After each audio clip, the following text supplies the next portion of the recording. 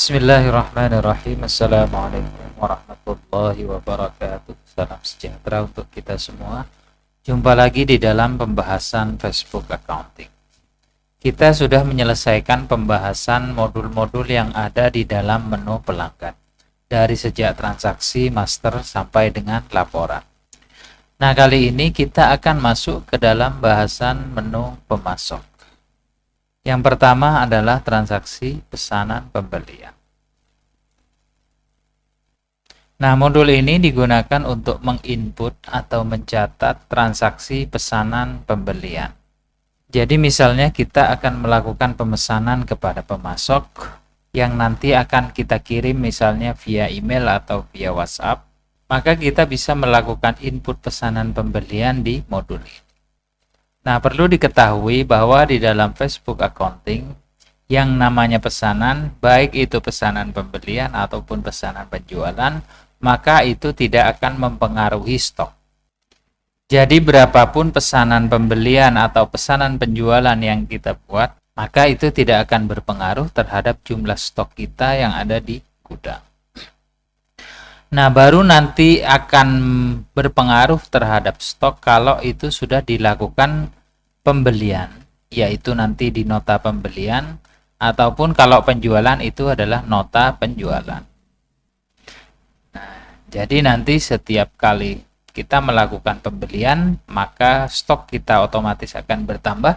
Begitupun setiap kali kita melakukan penjualan, maka stok kita akan berkurang. Oke, sekarang kita coba buat pesanan baru. Kita klik tombol tambah.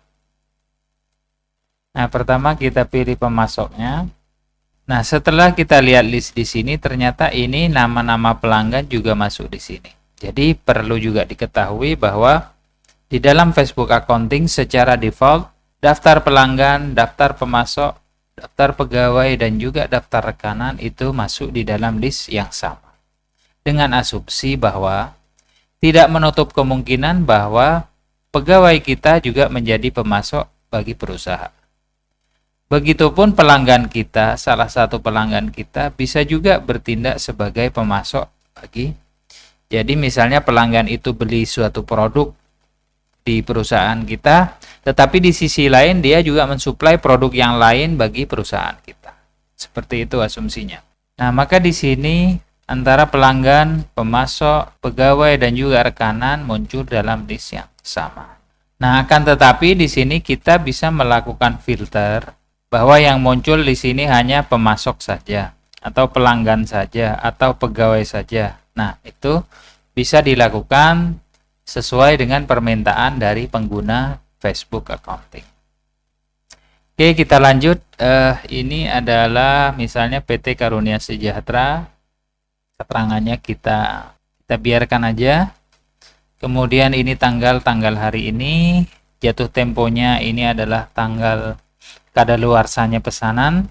Kemudian nomor faktur di sini nanti akan diisi otomatis atau bisa kita isi secara manual. Nomor bukti kalau ada atau nomor referensi misalnya SPK, surat perintah kerja yang menjadi alasan kenapa pesanan ini dibuat. Kemudian ini cabang tempat kita login, mata uangnya IDR. Oke, kita langsung misalnya kita mau pesen akako gantung. Kuantitinya sekian, harganya tergantung harga yang disepakati, misalnya 1 juta.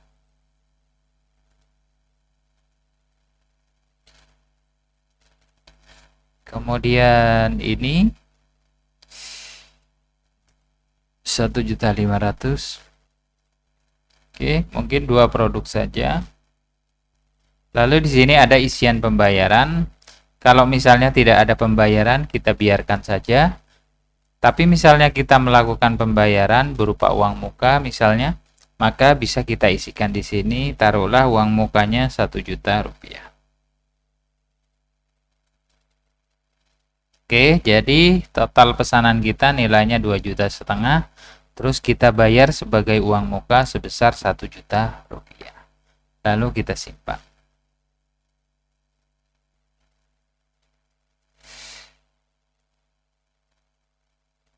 Ini headernya harus dihilangkan dulu. Oke, seperti ini tampilannya. Nah, ini bisa kita cetak atau bisa kita simpan ke dalam file bentuk PDF. Kita batalkan. Nah, jadi sekarang kita mempunyai satu data pesanan pembelian kepada pemasok PT Karunia Sejahtera. Nilai totalnya 2.500.000. Pending, kolom pending ini artinya pesanan ini belum kita terima. Ada 2 item. Kemudian ini saldonya. Jadi dari pesanan 2,5 juta, kita tadi bayar uang muka 1 juta sehingga saldonya 1.500.000. Nah, dari list di sini ini bisa kita edit dengan menekan tombol edit atau kita klik 2 kali. Maka akan muncul data yang tadi. Nah, ini bisa kita lakukan perubahan jika diperlukan. Kalau tidak ada, kita tutup. Lalu data ini bisa juga kita hapus. Yakin akan melakukan hapus data? Kalau yakin, maka tekan OK. Untuk kali ini kita batalkan. Nah, lalu dari sini kita juga bisa melakukan cetak ulang. Maka akan muncul notanya seperti ini. Bisa juga kita ekspor. Kalau ekspor ini maksudnya untuk mengekspor seluruh data yang ada di halaman ini. Karena ini cuma 1, maka yang keluar adalah 1. Coba kita simpan. Lalu kita buka di sini. Download ini tadi. Oke. Nah, maka hasilnya seperti ini. Sama persis seperti yang ada di dalam tampilan tadi. Oke, mungkin ini saja pembahasan kita kali ini. Jika ada pertanyaan, silakan tulis di kolom komentar.